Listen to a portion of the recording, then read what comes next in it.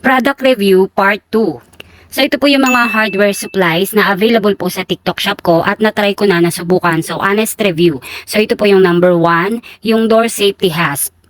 So ang product features po nitong door safety hasp, this is made from thick metal and making it an excellent choice for protecting cabinets and doors.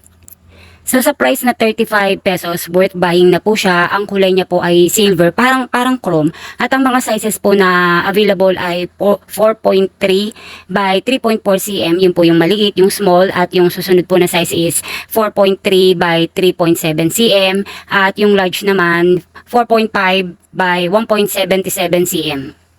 Next product, yung handheld sandpaper sheet frame holder. So ang description po nito, solid plastic with soft plastic handle, lightweight and durable and easy to use and carry.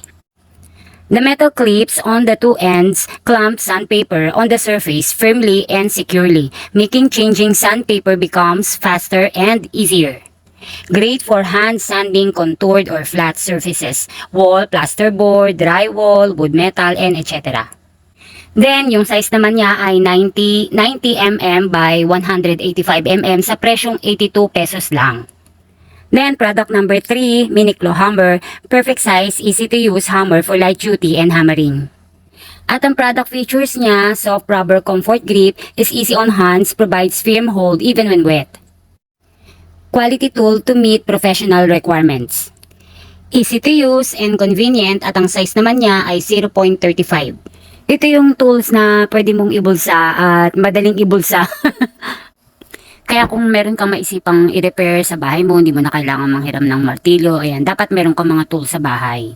So product number 4, yung rodela na rubber, ito po yung gustong gamitin ng mga mason sa mga rough finishing, yung made from rubber. So ang size po nung maliit na rodela na rubber ay 5.4 cm by 28 cm by 5.6 cm. And then yung mas malaki naman, ang sukat naman ay 4.5 cm by 31.5 cm by 16 cm.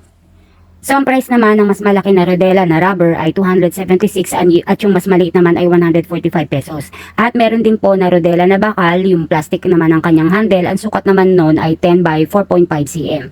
So, ginagamit siya sa finishing, sa mas makinis po na finishing sa flooring. At mas mura po yung mga rodela na bakal. Ang presyo lang po ng mga rodela na bakal ay 60 pesos lang. And ito pong aluminum na level bar, ang price naman niya ay 85 pesos sa 40 cm na size. Ang susunod naman na size ay 50 cm, 95 pesos. Next is 60 cm, 115 pesos. At yung 80 cm, pinakamahaba po ay 145 pesos. So napakamura niya, aluminum level bar na siya, magnetic. Madali siyang gamitin lalo na sa mga metalworks dahil magnetic siya, dumidikit po siya sa bakal. And lastly, ito pong aluminum waterproof tape. So, dalawa po yung size niya, 5 cm by 5 meters at 10 cm by 5 meters. So, ginagamit siya usually sa pantapal sa mga butas sa bubong or sa plastic, pwede din siya.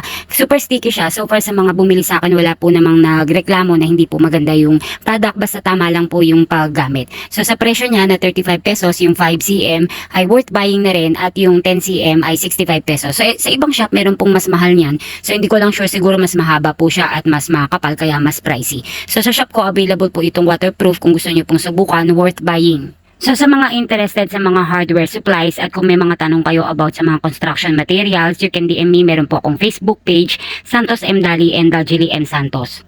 At kung naghahanap kayo ng mga hardware supplies at mura at quality na product, meron po akong TikTok shop. So dalawa po yung aking TikTok shop. Yung isa po seller account, yung Daljili Santos, and yung isa naman po ay Santos M. Dali, affiliate account naman po siya.